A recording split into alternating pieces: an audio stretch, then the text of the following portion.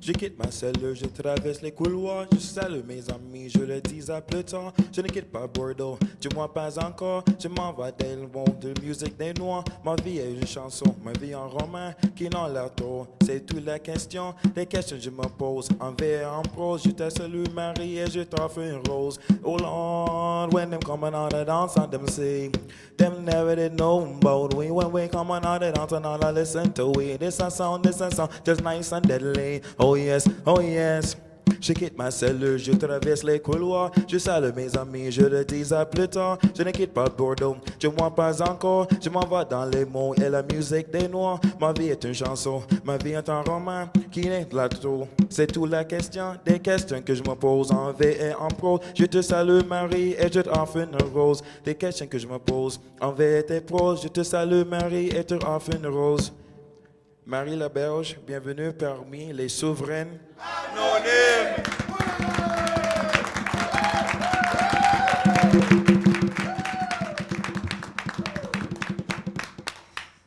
Bonjour Marie Laberge. Bonjour. C'est Frédéric. En cette journée mondiale du livre, tu nous arrives avec des roses et des livres. Les portes de Bordeaux et celles de nos cœurs s'ouvrent à toi. Nous savons que tu es dramaturge et romancière. Nous avons lu beaucoup sur toi. Il y a aussi Mohamed qui nous a parlé de toi. Nous savons que ton dernier roman s'appelle Annabelle, que c'est un best-seller qui parle d'adolescence, de divorce, de souffrance, de musique, de création. Mais avant de parler de littérature, parlons de toi un peu. Tu es une fille de Québec. Quel genre d'enfance et d'adolescence as-tu vécu qui entretiennent chez toi cette irrésistible passion de voyager dans les autres? Ah, j'ai eu, je sais pas si ça a beaucoup de rapport, l'enfance qu'on a avec l'écriture qu'on fait. Je pense que oui. Je pense que c'est une question qui a bien de l'allure. J'ai eu une enfance, je suis née dans une famille très nombreuse. On était 7 chez nous. On était 6 filles puis un gars. Et le gars était très chanceux, que j'entende rien. Il n'a jamais sorti le vidange, il n'a jamais fait son lit, il faisait pas la vaisselle. Non, je vais arrêter, mais c'est vrai, il était quand même très chanceux. Parce que tout le monde fait toujours « Oh, pauvre petit ». C'était pas un pauvre petit, ça marchait bien. Dans une famille nombreuse avec pas beaucoup de moyens. Je suis née à campagne, moi. Je suis née devant un champ de vaches, en fait. Je ne suis pas restée toujours là, mais c'est là que je suis née et ça paraît tout le temps dans ce que j'écris, je pense. Je pense que j'ai le champ de vache bien proche dans mon cœur.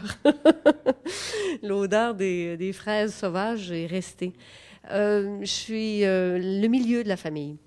Il y en a 3 avant, puis il y en a 3 après. Et je pense que, étrangement, j'ai été très souvent très liée avec toutes mes sœurs et mon frère. Fait que j'ai eu une enfance plutôt sage. J'étais une fille très sage. Je suis beaucoup moins sage maintenant. J'ai arrêté d'être sage à peu près vers 13-14 ans. Ça a viré bout pour bout. Ça a fait tout à coup, ça va faire. Ça a l'air qu'il faut parler fort pour être entendu. J'ai parlé fort. Je me souviens même d'avoir tiré le presto par terre. Mais c'était... c'est toujours pareil, les familles nombreuses, on a tellement de monde à compétitionner qu'on finit plus par savoir dans quoi on pourrait être bon. Et moi, j'écrivais quand j'étais toute petite, j'ai commencé à écrire. J'avais probablement pas encore 10 ans. Mes archives à moi, là, les preuves, les petites histoires que j'ai écrites, la première, j'avais 11 ans. Mais je sais que j'avais commencé avant. J'écrivais des histoires pour, je dirais, pour me changer les idées et pour décoller de ce que j'aimais pas dans la vie. Ce qui me tannait, ce qui m'enrageait, ce qui me fatiguait, ce qui me faisait de la peine.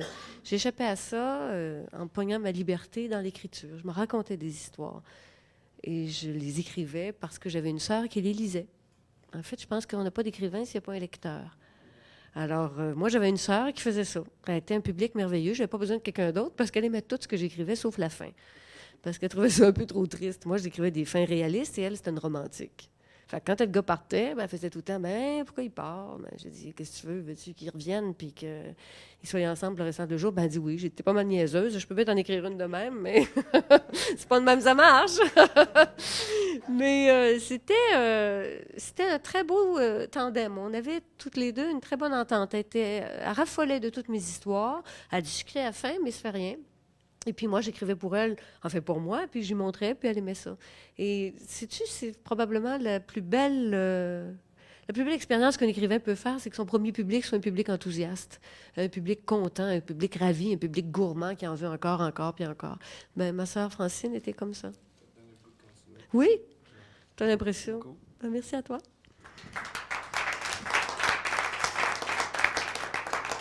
Bonjour Marie, Bonjour. je me présente, Victor Hugo.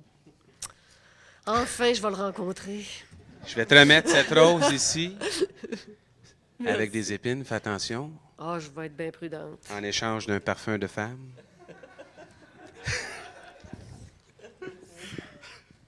Ah ouais, Victor.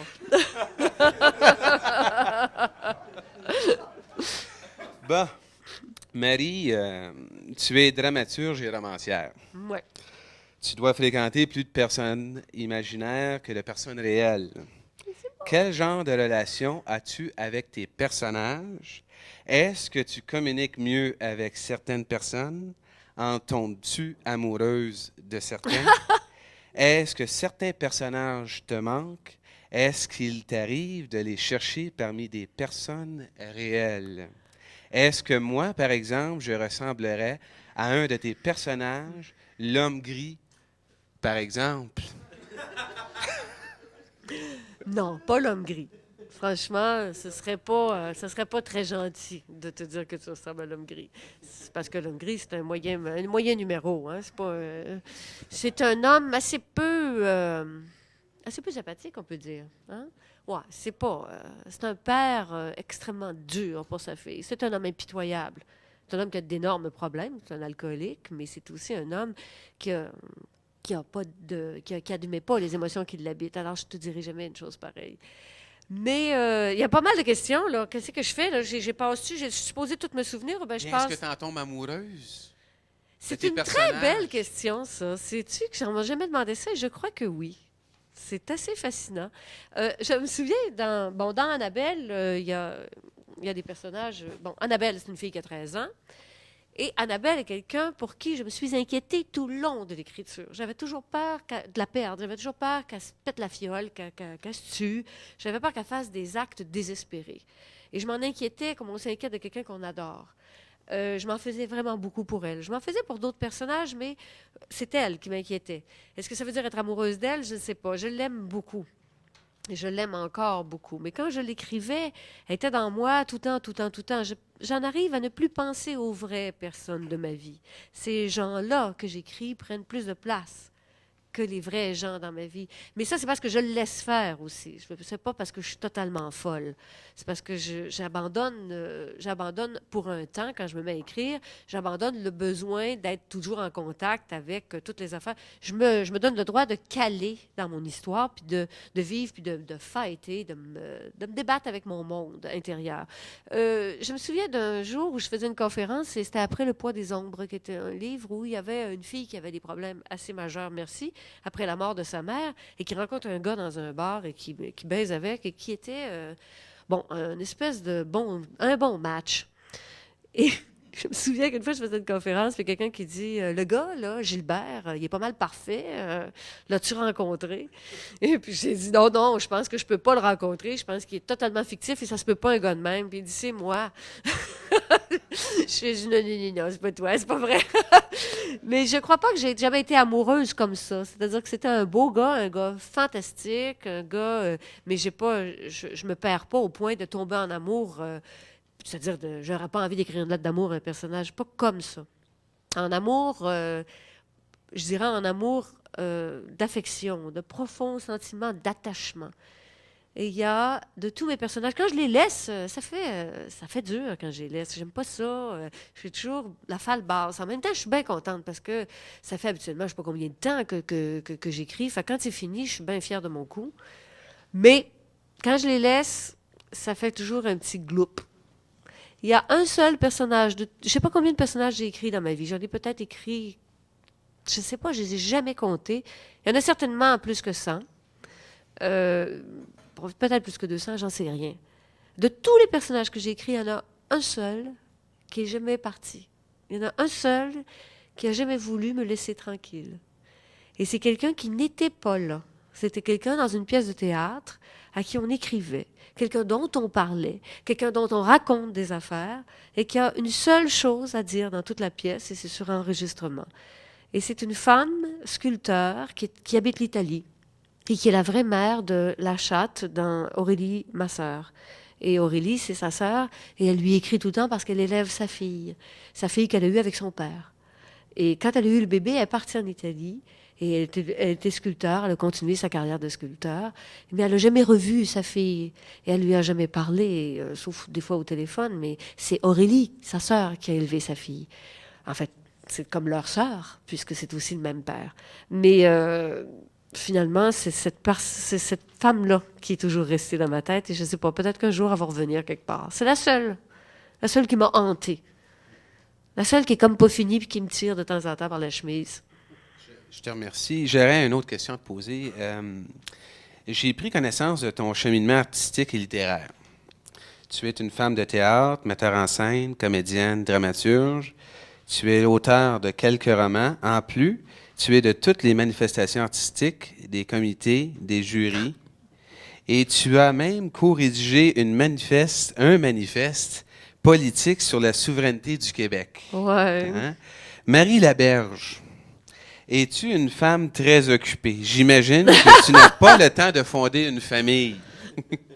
Et pourtant, dans tes romans, et surtout dans les 2 derniers, tu fais preuve d'une profonde connaissance de la famille, de la relation de couple et de l'adolescence. Quel genre de rituel pratiques-tu pour avoir un don d'observation aussi phénoménal? Oh, je pense pas que ce soit juste de l'observation, mais effectivement, j'ai pas grand temps, mais je pense pas non plus que j'ai pas fondé de famille parce que j'ai pas de temps. Je pense que j'ai pas fondé de famille parce que ça s'est pas trouvé, parce que aussi, j'ai peut-être pas fréquenté les bons gars pour ça. Il y a du monde qui sont des pères de famille dans l'âme, puis il y en a qui ne le sont pas pantoute. Moi, c'était tout dans ceux qui ne le sont pas pantoute. Mais je pense, moi, qu'on peut écrire, et puis j'aurais peut-être fait 2-3 affaires de moins, puis ça n'aurait pas été grave si j'avais eu des enfants. Je crois que mon sens de l'observation, ce serait plutôt mon profond, mon très réel amour des enfants qui fait que je peux voir un enfant dans une épicerie en train de s'ostiner avec sa mère et c'est pas parce que je l'observe, c'est parce qu'il m'atteint. Je peux très bien voir qu'il sent que sa mère l'aime pas, puis il le rejette, et puis qu'il veut attirer son attention. Je suis très fragile à ça. Je l'entends tout de suite quand un enfant appelle. Alors, c'est peut-être beaucoup plus ça que n'importe quoi d'autre qui fait que j'écris comme ça sur des liens de famille. Les liens de couple, ben ça, j'ai quelques expériences qui peuvent m'aider, mais il reste que c'est toujours des êtres humains. Et pour moi, c'est les êtres humains qui m'intéressent. Et les êtres humains, on peut les deviner si on les écoute assez longtemps. On peut aller loin dans un être humain. On peut, si on accepte qu'il nous ébranle, on peut faire pas mal de chemin avec un seul être humain. Merci beaucoup, c'était vraiment bien. Bienvenue encore une fois à Merci. Sur Anonyme.